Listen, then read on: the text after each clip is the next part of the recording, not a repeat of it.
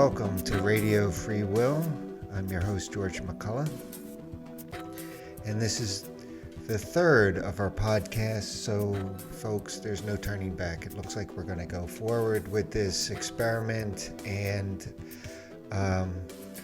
we hope that you enjoy it. If you have any feedback, please be sure to send us your comments.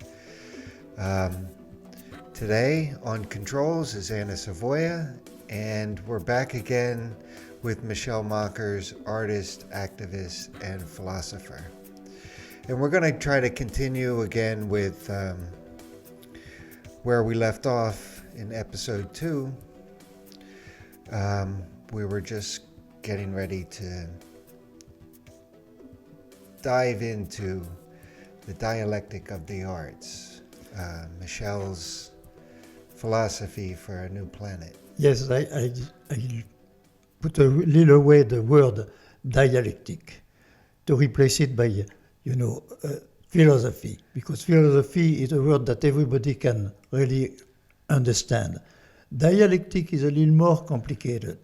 Plus, through the ages, it has been modified, can take one signification or another one. So I will explain to you exactly how I use it. Okay, go ahead. Well, before going into that, I would mention that the arts, we are talking, artists against politicians. The artists against the politicians. Because the arts is the oldest job in the world. The job, manifestation of man, of, let's say, Cro-Magnon, which is only 50,000 years ago, something like that, when he drew a drawing on the wall of the cave, so that the first manifestation of man, which is art, and some very, very sophisticated art. Now, think of something. Your life is possible because there is art. Just imagine for 1 second a world without, color, without fashion, without cinema, without theater, without painting, without everything you want, art of cooking, art of love, whatever it is, art. Life is made of art. Without the art, life would be absolutely impossible. But so far, the arts... Well, I don't think it would be impossible. I think it would be terrible. Dreary. It would be hell on earth, my dear. Everything the same color, with no distraction, no nothing to relax. Oh, come on, that would be absolutely terrible. You could not even choose a tie to put around your shirt, which would be the same shirt as the neighbor, and the same tie as the neighbor, Fixed by the government, by the way. So let's say that once more, the art are the oldest manifestation of man and the most essential manifestation of man. So art, of course, like anything else, has some rules. And it's where I call the dialectic of the arts the dialogue between the elements that makes that a piece of art is a piece of art. Go on. And it's where, you have to agree on the word, let's say the dialectic is the dialogue between two opposite, Marx and Hegel would say contradictory, but I say just opposite elements. Why I disagree with Hegel and Marx is because they proceed by negation. The synthesis by Hegel is the thesis is negated by the antithesis to become a synthesis, which in its turn will become a new thesis negated, and so on, so on, so on, so. So that has several problems. For me, it has several problems. Because if you say that it can be solved by the negations means that you disappear. For example, the classical example of Marxism is the bourgeoisie or the proletariat is exactly the contrary of the bourgeoisie. And so the bourgeoisie has to disappear to become the synthesis, which will be the classless society without any class. It's very, very nice. Well, Michelle, you've known me for a long time. You know that I tend to lean towards socialist policies. I think that we can live without live in a world without rich people. Certainly a better distribution of income amongst everybody. You go back to art, my dear, because what is a painting? If not precisely a balance between the elements that compose a painting. The number one contradiction, if you consider it as a contradiction, is that a painting is first made of something which is absolutely abstract, your inspiration. And on the other side, you have the paints and you have the brushes on the table, and you put the inspiration and the brushes together, and you create a piece of art, which already demonstrate that abstraction, in that case, abstraction and really a figurative material are not contradictory but complementary. So if you start from that principle and you can apply it to society, I go to your direction. Because in fact, a painting is a balance, it's in between a frame, which would be society if you want. It's a balance between the drawing and the colors. And it's automatic. It automatically comes from the mind of the painter and the brushes that he has to work with. But that means if you apply that to society, precisely that society has to be in a frame where everything is balanced. There cannot be too much. You don't paint out of the frame to make a painting. It has to be inside society, but that society has to be balanced, not too much, not enough. Well, if you take, to expand on your explanation, if you take modern art, some people just throw together trash on the floor and call that art. That's something else, and I was sure that you would tell me Right. that. However, it remains even like that. Even if you take a Picasso who absolutely says that he is destroying, scientifically destroying the art, he doesn't destroy anything at all, because in fact he still make a synthesis between his inspiration and his realization, whatever the realization. That's something else, what you want to say. But that has nothing to do, if you want, with the painting itself. The painting itself is nevertheless a synthesis between the inspiration and what is said. What is said is something else. But you don't go out of that. So even the most modern, you don't like it, whatever it is, it nevertheless remains in the limits of what is a painting.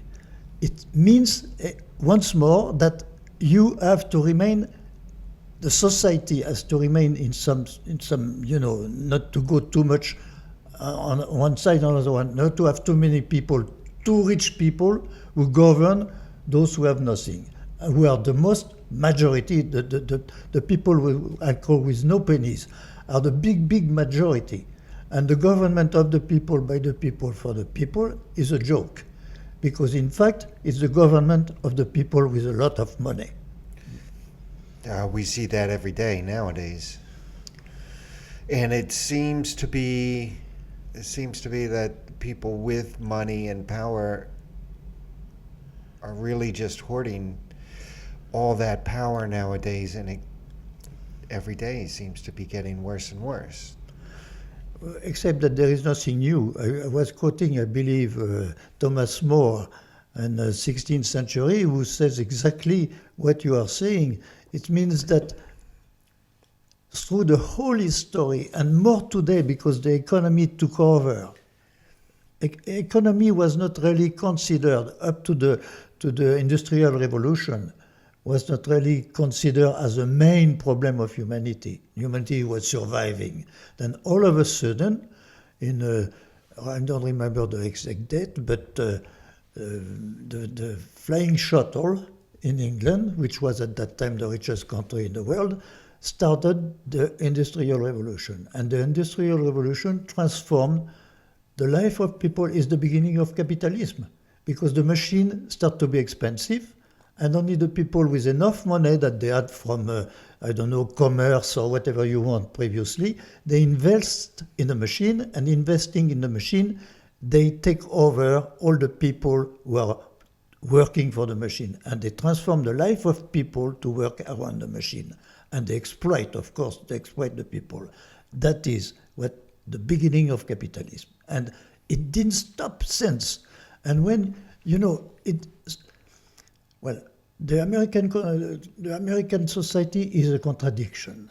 It's an absolute Oh, I know. contradiction, because liberty is what you can exert between laws that have been fixed by the society. You can do this, you can do this, you cannot do that. There are laws very precise into which you have liberty to act. Now, in business, it's the reverse.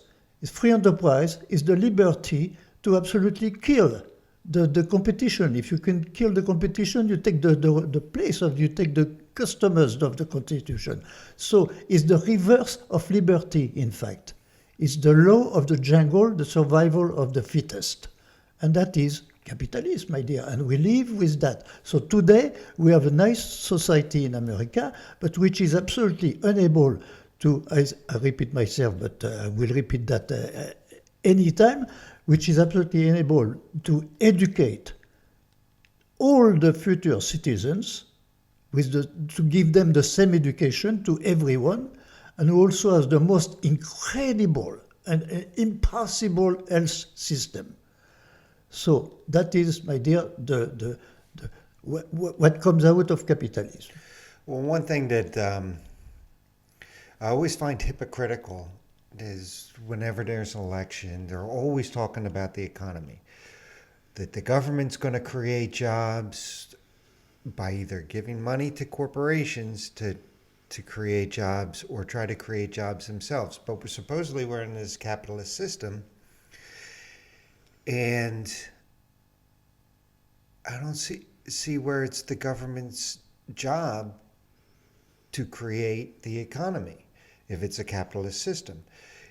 If everybody agrees that the government needs to get involved and help create jobs, well, then you might as well just have a socialist economy.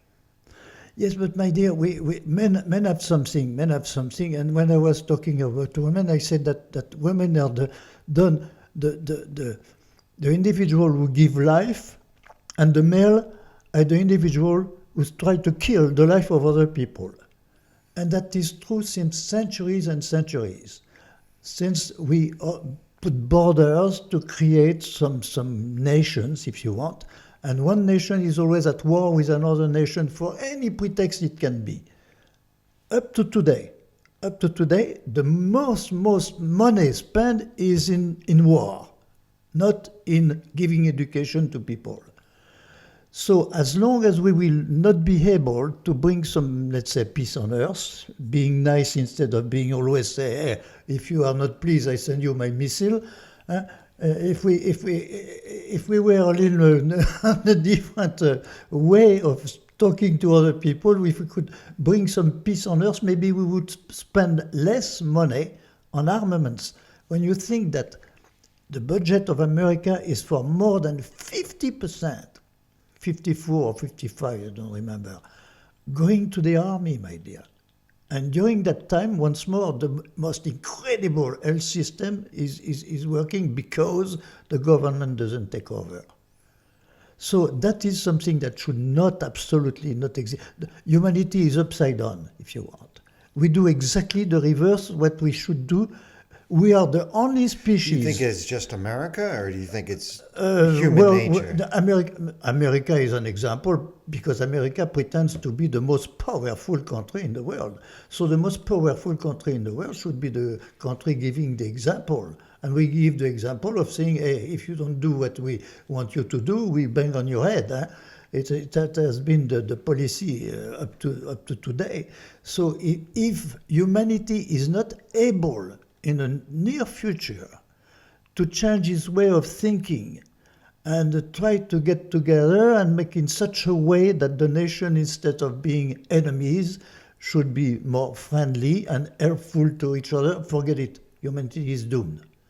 Humanity is doomed, and we just say one thing the other day, that something else is coming. There is a repetition in humanity. You don't stop progress. And today we have the artificial intelligence and robots. And artificial intelligence and robots can replace all the workers, everybody. They don't need you. So the people with we will own those. They do need us to spend money, though. Yeah, they do need us to spend money, but yes and no.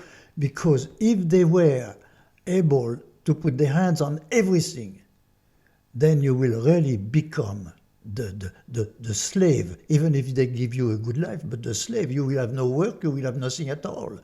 The intelligence Well, artificial, people could work on the arts.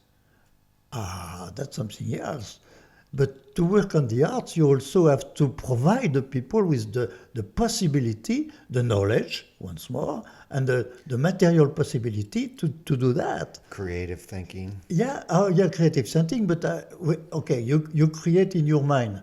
But then after that, what are your hands doing? Just in your mind, or you want to create with your hands what came out of your mind? So you have to be able to do it, my dear. And if artificial intelligence and robots were exactly in the same position as those we own the machine in the revolution, in the industrial revolution, it will be a new industrial revolution, but much, much more, much deeper, because they can go with artificial intelligence, they can pick up all the means to invade your mind. Radio, cinema, everything you want, and blah, blah, blah, to absolutely brain you. You'll be brainless if they want. So that is the great, great, great danger, if you want, of the future. But nobody, hey, do you hear that? Do you hear one politician talk about that? No. And it's going on. Oh, I know. Well, then will we need a president?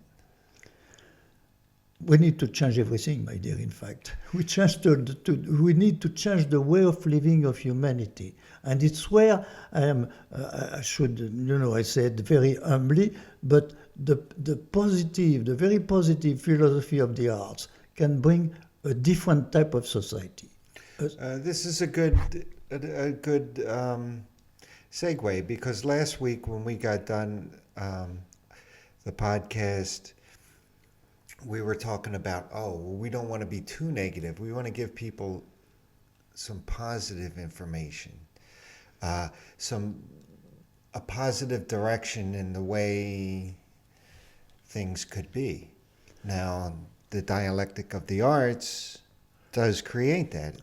Yeah, but after that there is a material problem. How do you make in such a way that the dialectic of the arts could become the philosophy of the world, not only of America, but of the whole world? It's exactly, in fact, we are at the point, few centuries now later, at the point where Marx was, when the worker was so miserable, absolutely miserable, made miserable by the owners of the machine, of the steam engine. So he came and proposed something to say, hey, we can get out of that. And he came with a philosophy. But once more, his philosophy, for me, it's absolutely unacceptable, because it's a negative philosophy. And at the end of it, a negative philosophy. You negate. Negation has nothing else to negate but itself. So it goes nowhere, and today you have in China you have exactly the reverse of Marxism, with a guy I should be very reverent, elected for life, my dear. It's the king which was elected for life. So communism, instead of being the dictatorship of the proletariat, is in the hand of a king. So it goes back, it's where negation negates negation. So we cannot do that. And the arts are the reverse of that. It's a positive dialectic, positive. We put together the inspiration and the brushes to paint a society. Well, before we outline that, you brought up a question in my mind. What would Marx say about artificial intelligence? What would he say?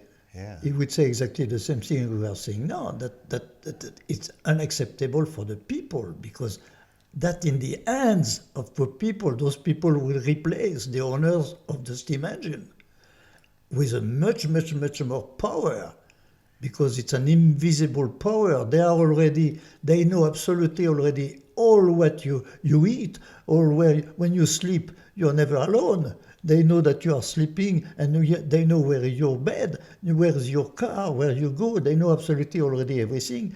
Add to that knowledge that they could absolutely control what you are doing and push you. Mainly, what for me it's absolutely terrible is that it would take your brain away.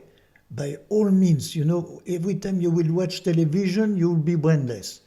Absolutely. So that is absolutely unacceptable. And it's where we can propose a positive philosophy saying no way that those instruments would be in the hands of only few people. They have to be in the hands of all the people or nothing at all. Or if we are not able to do that, forget it. It's the end of humanity as we know it. So what kind of a world, how would you like to see government? You're not saying that there shouldn't be government. Oh, no, there has to be a government because the people, the group cannot come out with something or discuss forever. If you have 1 million people who are in the government, you have to have a government that has to be elected. No, it's not for sure that it is exactly the same type of government that we have today. Today we come out with one person who is the president with his own ideas that he tries to impose upon everybody, but that's not the ideas of the people, it's his ideas. Mm-hmm. So we must come out with I don't want to say a system, but yes, that would absolutely make in such a way that instead of being one man who say what he wants or what he wishes, it would be the wish of the people. And that is technically absolutely possible, my dear. When we spend 54% of the budget on the military, we could spend few millions to know what the people think. So, well, everybody has the potential of being connected through the internet or whatever. Absolutely. But what we don't have today, it's always the same thing. We are still in the Middle Ages, where it's only a small group of people who in fact govern the country. And in every country it's the same thing. I'm talking about China. It's a very, very small group of people, if not one individual, who govern the rest of it. It has nothing to do with communism, and we have nothing to do with democracy. There is no democracy when all the people cannot have the same education. How can you expect an uncultured citizen to have some real ideas about politics and about the government?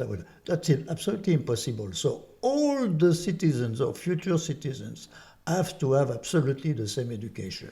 Well, let's go there. Let's talk about education. You have lots of ideas of how education should be run. Education should be for you should say dialectic for free. Philosophy. I think all of us here agree that it should be for free. Number one is for free. Everybody is entitled to the same education, to the same possibilities of realizing himself. It's not a question to put everything on the same level. That also is a dream, and it's where Marx was calling the socialists the dreamers, the dreamers, because it's impossible to put it, it's not natural, and it would be against nature, when I say it's not natural, to put everybody at the same level. No, you have to have the same education with the same possibility of realizing what you can realize, of capabilities, if you want. And so what would that education look like? I know that you've developed ideas for how education would look like. I think we all agree that it should be free, or at least some level of education. If somebody wants to pay money to wear a fancy tie and... Nope, no money. No money at all, no matter what. No matter what. You can go as low or as high as you want, but you have the possibility to do it. So you would eliminate private Absolutely. schools? Oh, no money. That everybody with the same money if you want. Now, that you stay at a lower level or you go to the highest, that has nothing to do with the problem. Once more, it is not an equality of people. It's an equality of possibilities, if you want, of realization. But the curriculum in the education that you propose, you spoke about uh, having sports and nature and the arts all part of that curriculum. Yeah, absolutely, because that's what is a developed man or woman. I mean, when I say man, we should be today humans. Sorry for that. But education should be three parts. The classic, if I can say so, Okay. literature, whatever you want, the classic. Arithmetic. A third of it would be that, the classic. A third of it would be the arts, to be exposed or to do arts, but to be exposed. Every kid for me should be exposed at least one or twice to a symphonic orchestra, for example, which kids absolutely ignore. They ignore theater, should be exposed to theater. And if they want to be in, that's something else, of course. And so that would be a second third, if you want, and the third would be the sports. But not sports, just American football. I'm talking about horse riding, sailing, or gliding, things like that. I mean, which really develop the personality. And nature was a part of the curriculum too, right? Absolutely, my dear. That's part of it at every level, the intellectual level and the material level. And you should be exposed to visit, productive gardens or whatever you do. You have to make a complete individual. When that individual has all those possibilities, he can use them up to the most extent or stop in a way if he's not able to go too high, but to have that possibility to do it and to be, in any case, have been exposed to all the arts, all the sports, and all the classics. That is indispensable for me to have a democracy. Without that, there is no democracy. Yeah, and I would like to add that I could see media studies being involved with that kind of education system. People should be critical of the media that gets poured upon them every single second of the day. They need to determine who's lying to them, who's not. How do you critically judge what kind of media is coming at you, right? Yeah, and it's with the modern ways, computers and all that, it's very, very possible, for example, when say the government of the people, to consult the people. For example, 2 or 3 times a year, to have some kind of a referendum, to let the people know if they are pleased, if they are not pleased, if they suggest whatever, to make an analysis of their government and to say what is good or what is no good. And that is, technically, today, it's absolutely possible. And I would like to add, critical thinking needs to be taught to every single person. Leadership development, because everybody should become their own leader, right? Absolutely. Because how are you going to judge what another leader does? You don't want people to be dictated to.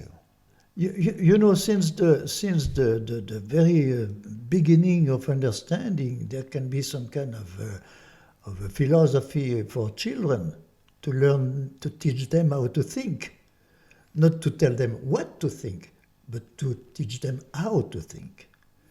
Like that, they can go in life all their life after that and be able to analyze, to see and be really conscious citizens. And people should be taught nutrition and culinary skills, right? You want everybody to cook like a Frenchman, right? Yeah, that's the number 2 part, to be exposed to the arts, because the arts of cooking, it's an art to cook. You are not obliged to become a great chef, but at least to learn the basics, to learn what is good, how to make something good with sometimes almost nothing. You have to learn all that, but that is an art. Cooking is an art. So all the kids should be exposed to cooking. So some will like it, some will not like it. Hey, that's a choice. And then they can go to something they like more and then proceed. They want to be on stage. Hey, teach them how to act. Yeah. That's it. Come on, that's it. I think people should be taught how to sit still and be quiet with their thoughts. You know, teach them to get away from their phone and the computer and movies and stuff. Just they have to be able to sit still. You know, and when you practice the arts or you practice the sports, if you are on a sailing boat, you should not be with your telephone. All the kids today, I was seeing the other day, 2 kids, they were maybe 5 or 6 years old, they had the telephone. So instead of talking to each other, they were talking to their telephone. Everywhere you go, people are talking to their telephone. They are not talking to each other, they are talking to their telephone. So all the arts, for me, all the education, if you want, is out of the telephone. And this would be a lifelong thing, right? People get into their 80s, their 90s, would still be able it's to... still open. You have to have, as a kid, if you want to follow, you have to follow the rules of education. Then after that, if you are an adult, you should have the possibility to go to whatever you prefer, you want to learn, you should be able to do it. And for free, my dear. Absolutely for free. And do you believe in a leaderless government? Yeah, the government... See, I'm going to try to trick this guy. The government of the people should not be the government of one man. It can be the government of an elected group, for example. A government that will be done from the most representative of the activities of a country, but elected for a period of time, and that's it, and re-elected after that. I mean, new people, not one person with his own ideas coming to direct millions of people. Well, isn't that what America has now? It has representative government. No. Come on. We are the government of the rich people. You know that. Yeah. And you were talking to Anna just before we started recording. It shouldn't be just men, right? Government should be required to be 50% female. 50% female, because, you know, I always say the female are those who give birth, and the men are those who try to destroy the life of other people. And the female are more important, if you want, for humanity than the men. Because the men, they kill each other. Blah, blah, blah. So there is no reason for centuries, because the males have some biceps which are supposedly, you know, stronger than the biceps of a woman. They are stronger, let's say, physically, usually stronger than men. So they took over. For centuries they took over. Now we are, if we want the humanity to survive, it's my deep feeling that if we want to survive, if we want to organize, let's say, the government of the people, by the people, for the people, for that nice sentence, you have to have at least as many women as men to direct the country. Or more.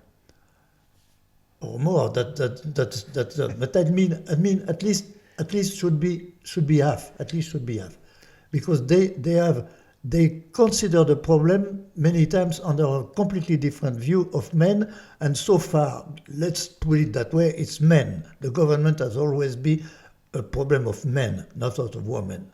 So it has to be a problem of women as much as men. Yeah, I really believe that we're right on the precipice of the age of Aquarius. And in that age, the warrior god will go away, and Mother Nature, or the female gods, will take their place. And because the planet it's in trouble, and it needs a nurturing god, not a warrior god, like you say, that wants to destroy. Oh yeah, no, that has been for centuries, but it's over, my dear. We are going to be 10 billion people in very few years. I will not be there, but you'll be there. Eventually, you'll still be there. You'll see 10 billion people. What will you do with 10 billion people? We are not already feeding everybody. We are only 7 billion. Well, we can feed everybody, but the food is there. Yeah, the food is there, and also at the condition It's that the it, free market system that yeah, keeps the food exactly, from the people. exactly. So it has to be, that is something, the food and the reserves should be something scientifically studied and distributed. Otherwise, it's what it is today. Some have everything and some have nothing. And that is unacceptable for the human condition. Even animals were worse than animals. You never saw animals killing themselves, killing full species of other animals just to go to war. You never saw that. Animals are more civilized in some ways than Well, we they are. will. Animals will fight each other. The deer, the two male deers will. Oh, no, for a female, yeah, they fight for a female. Huh? But men also can I know fight for... Anna's worth fighting for. So. No, that's what I mean. You know very well that there will be some singular fights between animals, and some animals kills to eat. We kill the cows to eat the steak at lunchtime. We do exactly the same thing. But what we do and what animals don't do is that we go by millions of people against other millions of people to make them disappear if we can. Animals don't do that. We are worse than animals, my dear. Animals don't fight over oil. No, we are worse than animals, and we are not able to change that. Forget it. With 10 billion people, and why not 12 billion people, life would be absolutely impossible. I don't particularly believe that. I think the Earth can handle 10 million, 12 billion people. I think it can do that fine. Yes, but at the condition that it's organized. That it's organized and everybody's treated fair. Yeah. I mean, if the extra 5 billion people are going to live in poverty, it's not right. However, I do know if you want people to stop having lots of kids, the better off they are, the less kids they have. So if people are concerned about overpopulation and stuff like that, then we need to make everybody well off. You know the saying that love is the coffee of the poor. Love is the coffee of the poor. So give the poor a little more coffee, and there will be less children. Yeah, That's it. I agree. That's it. Teach them how to make love without making too many children. But at the same time, it means also something else. It means that those who have too much will be obliged to leave a little to those who have less. I mean, it's where society has to be more balanced if we want to succeed in what you are saying. We have to arrange in such a way that not some are not too rich when some are too poor. That's not right. Do you think there's a psychological issue with people that hoard money? With people who... People with lots of money, the 1%. Do you think there's something psychologically wrong with them, that they feel the need to keep collecting more and more money? Yes. Money calls for money. But even any example, Carnegie, for example. Carnegie became, from nothing, he became one of the richest men in America. Mm-hmm. And then he was so rich, then after that you have all those libraries, all social thing. Carnegie give his money. Yeah, it's very nice when you read that. But usually you forget to say that why was he so rich? Because he was unfair with the pay of his employees. He was paying less. And he had monopolies too. Yeah, so he make a lot of money on the back of his employees. That's always the same story, my dear. To make money, and it's where the free enterprise is an enterprise of killers. You kill everybody. You kill the competition, and you kill your own workers, paying them less than they should be paid.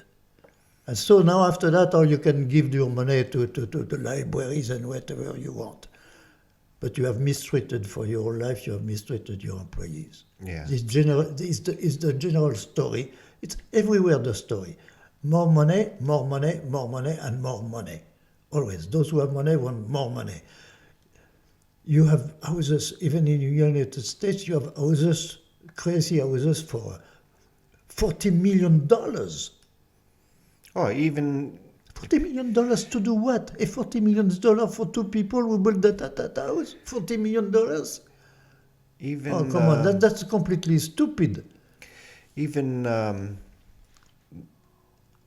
today, middle class people are told that, or taught that they need to buy these McMansions and stuff. I just don't know why they're interested in having it. You got to clean the thing. You got to heat the thing.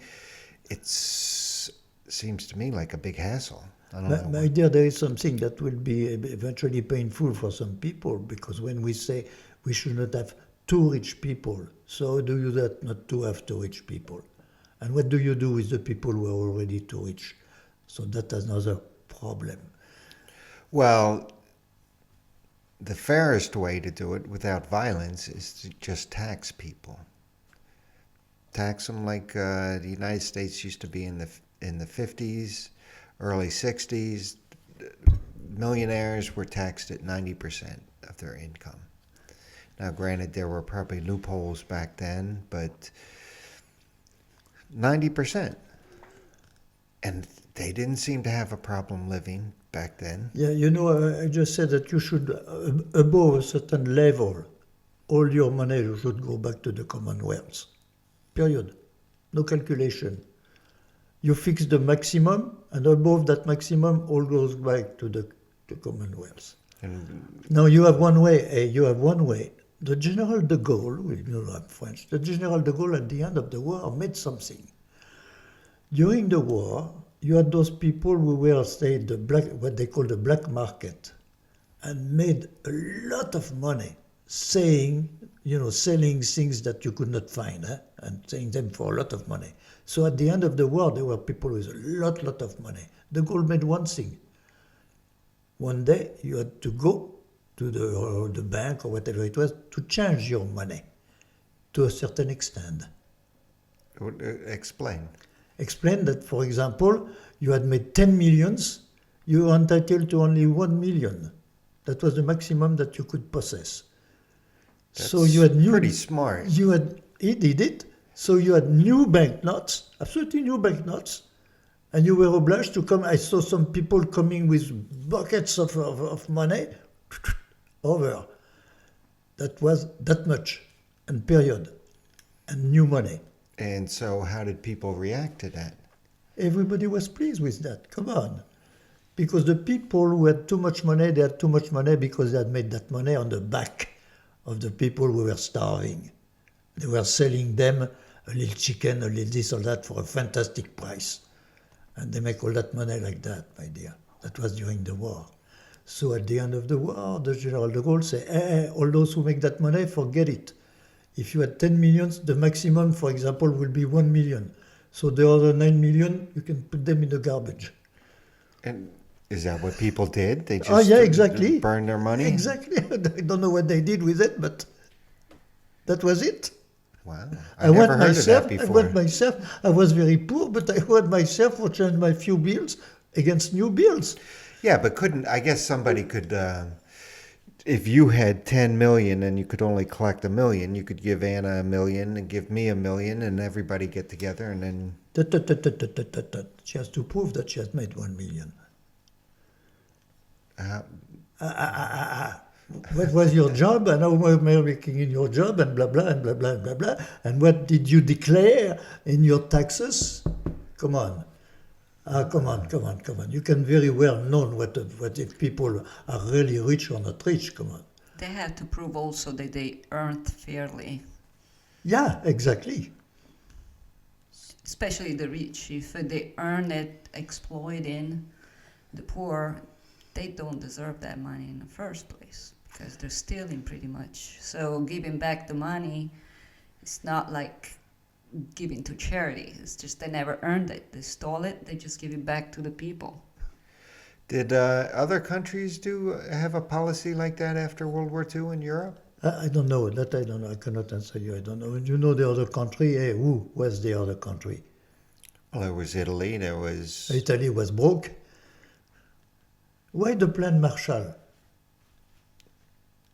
to make sure people don't go into communism. Exactly. Is No, to nothing save else. the Nothing free else. market system. Nothing else.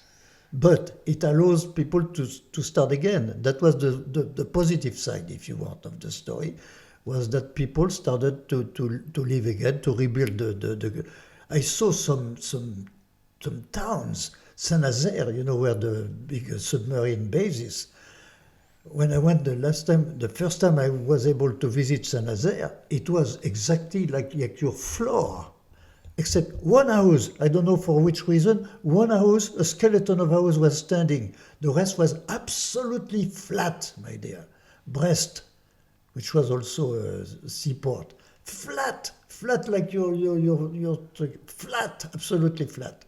So, of course, France was voting before the war, 25% communist, 25% communist voting. Eh?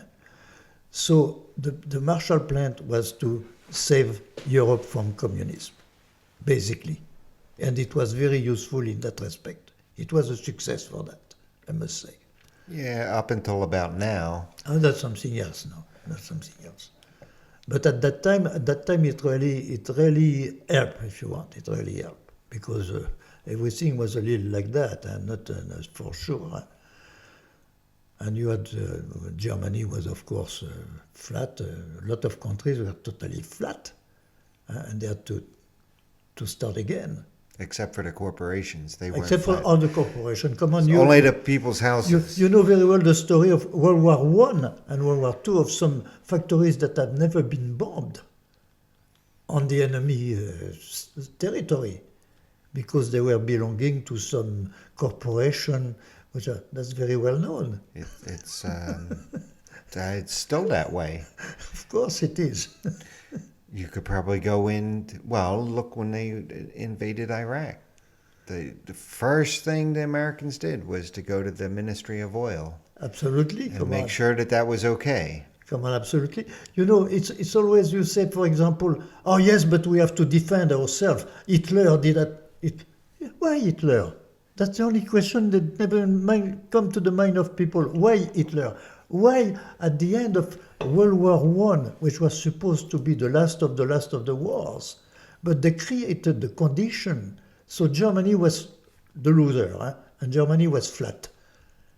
But they created the condition that an Hitler was possible because they make it in such a way that Germany was absolutely unable to survive. You know, what they call the reparations, the money that they had to pay, they were absolutely flat, out of work, out of everything. So the first guy with a little voice will say, hey, I'm going to give you jobs. Hey, he was elected. We created, when you look at history, through the whole history, the winner always creates the condition for the next war because the one who loses wants to take revenge. All the time. So, do you see similar things happening today? The mind of men did not change, my dear. Did not change at all so far. We are still spending 54 or 55 or 57, I don't know what, of our money in armaments to defend ourselves. Well, America is. The rest of the world is. No, the others are too poor to spend so much money. But everybody, look at the French. They have a lot of planes. They have a lot of things like that. Come on, every country has a full army and armaments and the latest in planes and the latest in missiles and the latest in everything. Come on. Yeah. Even that poor North Korea, where they are starving, but they have the missiles. Because the missiles are more important than the bread. So it's why humanity is going down the drain, with thinking like that, thinking that we always must be we are always at war against something. One of the things that is sublime is war on terror. There is nothing less grammatical, if you want, or intellectual than war on terror. Because what is war? Is to fight with guns, with real guns, send bullets. And what is terror? Terror is a state of mind. So you cannot go with guns against a state of mind. If you go by the words with the dictionary, that's what it means. You fire against a state of word. That's impossible. You don't fire against something that is abstract. You don't fire against that, or you are no. I agree with Well, Marx. then how do you fight it? You would say war against I don't know, terrorism would be logical if you want. But war against terrorism, then you can say, war is the terrorism of a rich country and terrorism is the war of a poor country. So you cannot use war against terrorism, but that would be the exact grammatical thing to say, not war on terror. Terror is a state of mind. It's not a reality. So when you were in the French Resistance, Yes. did you consider yourself a terrorist or freedom fighter? Or? No, not at all terrorism, my dear. No, not at all. We were fighting to liberate France, to help the Allied as much, to help them as much as we could, with, blowing all the time the railroads and all that. We really did. Where I was located, where all the Germans from the Spanish borders to the whole Atlantic coast, up to Nantes, with the submarine bases, La Rochelle and all that, they all were passing by the roads where we were. There was no other way to go. The Germans. Yeah, they had no other way to go to Vierzon. Vierzon was the last railroad station that could go directly to Germany. So they were trying to save as much material and men as possible. But they were all passing by where we were all my men, there were 1,800 men on their way, just like that. So there was a lot of fights, and I say we. I never did, I was not allowed to do it, but we did kill a lot of Germans, take a lot of trucks. We didn't know what to do with the trucks, to put them to make them disappear, to put them in the woods. We have too many trucks, too many cars, too many everything. I had 2 full tankers, I told you, of gasoline for planes. 2 full big tankers that we took to the German. There was a specialist on that. You think any of those cars are still in the woods? Oh yes, certainly. Certainly you go. No. Certainly you go to. In the south of France, where my uncle Peter was directing that, it's in the mountain. It's a mountain road. It's still full of material, military material. All right, so I want to make a challenge. If anybody's listening to this podcast and they're in the south of France, Yeah, in a Lassenbaum. town, They go to Lassenbaum. Lassenbaum. Take pictures and send them to the podcast. It was still like that. I have not been over there since a long period of time, but it was still like that at least 20 years ago. It was still like that. You had plenty of military material, trucks, whatever you want. But not guns and stuff, right? No. It was just vehicles, tanks, and things like that. No bombs or anything. No. Unexploded bombs. That had been. No. The bombs or all that, you had the specialists who had, spent years to find them. But hey, I spent several vacation in Normandy. It was, let's say, around 74, something like that. Mm-hmm. Next to a big forest of the Hêtre, which is the highest tree in France. They were still discovering German bombs. It was in 1970, 74, 75. They were still finding German bombs, unexploded German bombs. Yeah, I think they come across them in England No, sometimes too. because they were having in the woods they were digging big holes, and put the ammunition in those holes like the planes could not see them, So, but there were still ammunitions in the forest in 1974. That I saw that. Boy, that could be very dangerous. It was dangerous. You drive a bulldozer over top of it. And we tell the kids not to go and play over there. Wow, that's amazing that you could still find.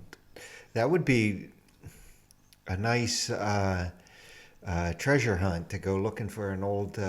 Yeah, because they had some ammunition, depot of ammunition underground, and they were just digging Well, holes. I'm not talking about people going searching for bombs, but the cars, old German Jeeps and tanks and stuff like that. That would be pretty fun to come Yeah, across. but all what exists still is in such a state that you can do nothing with it.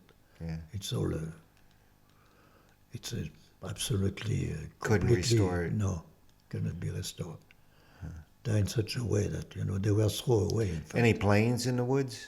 No planes in the woods. Cars, but no planes. Okay. And the planes were something else.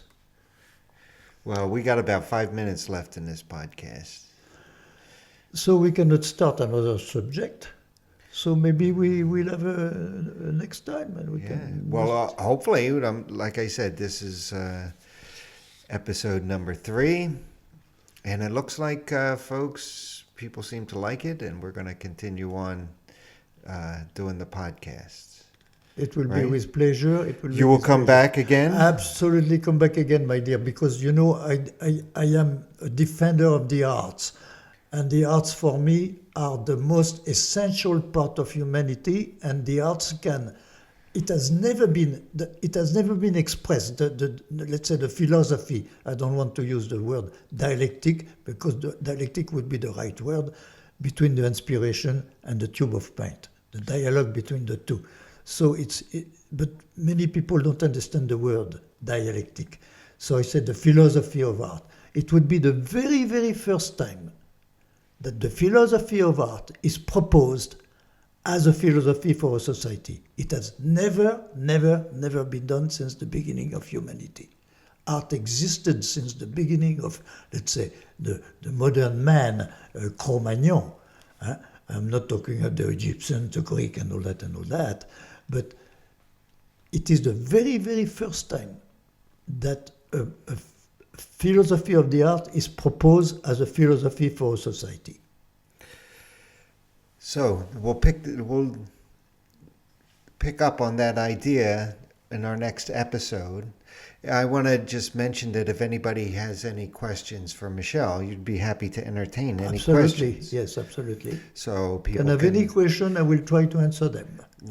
put them in the comments, and we'll propose them to Michelle as long as they're appropriate.